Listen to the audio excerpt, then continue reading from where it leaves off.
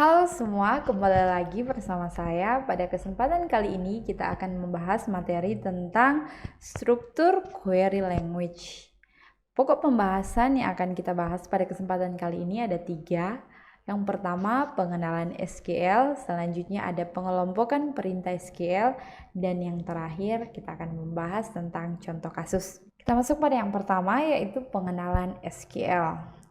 SQL merupakan suatu bahasa komputer standar yang digunakan untuk mengakses dan melakukan manipulasi suatu sistem database.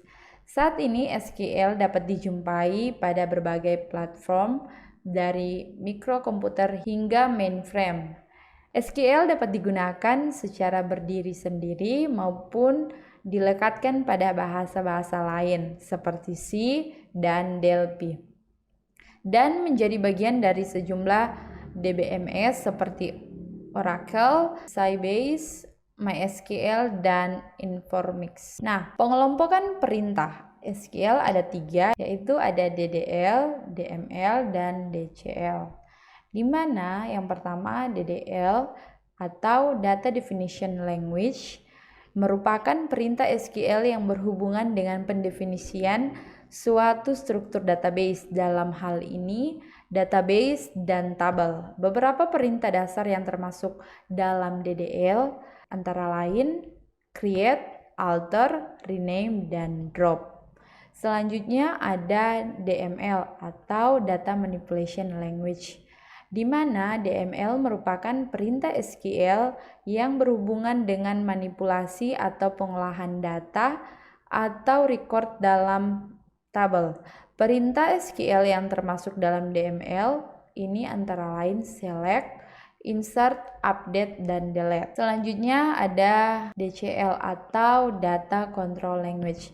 DCL merupakan perintah SQL yang berhubungan dengan manipulasi user dan hak akses.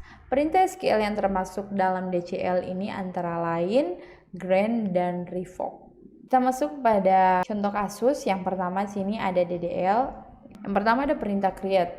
Perintah create berfungsi untuk membuat objek baru, diantaranya digunakan untuk membuat database baru, tabel baru, maupun view baru. Contoh penggunaan, misalnya kita ingin membuat suatu database dengan nama toko, maka perintah DDL create yang digunakan adalah create database toko, titik koma, jangan dilupakan. Dan jika kalian ingin masuk ke database toko, kalian bisa menuliskan user toko titik koma. Kemudian jika kita ingin membuat sebuah tabel dengan nama karyawan, maka perintah DDL create yang digunakan adalah create tabel karyawan. Selanjutnya ada drop. Perintah drop berfungsi untuk menghapus sebuah tabel maupun juga database. Function index, prosedur, trigger, kemudian view. Contoh penggunaan menghapus database, drop database, kemudian nama database, titik koma. Atau contohnya drop database toko, titik koma.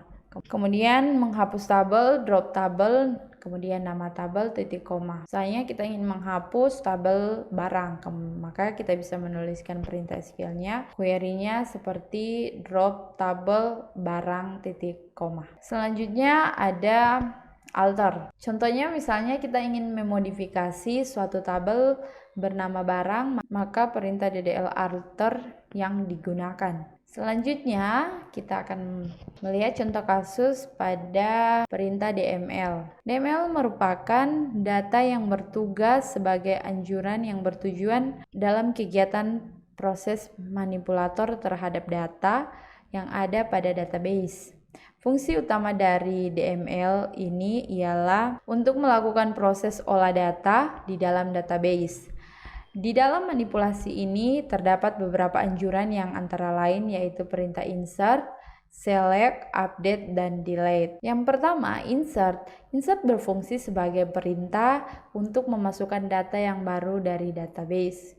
Kemudian ada select. Select berfungsi untuk menyeleksi atau mengambil data baru dalam database.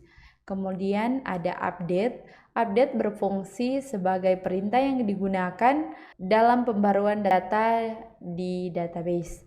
Selanjutnya yang terakhir ada delete. Perintah ini digunakan dalam penghapusan sebuah data dalam database. Yang terakhir, perintah DCL.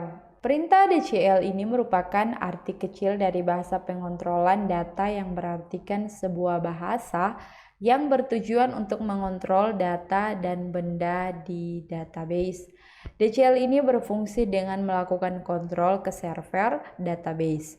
Adapun yang termasuk perintah dasar dari DCL ini yaitu grant dan revoke, di mana grant ialah perintah yang difungsikan untuk mengakses oleh pemilik ke penggunanya. Kemudian revoke merupakan perintah yang digunakan untuk melepaskan akses yang diberikan kepada pengguna yang ada. Sekian materi kali ini, sampai bertemu di next video. Bye.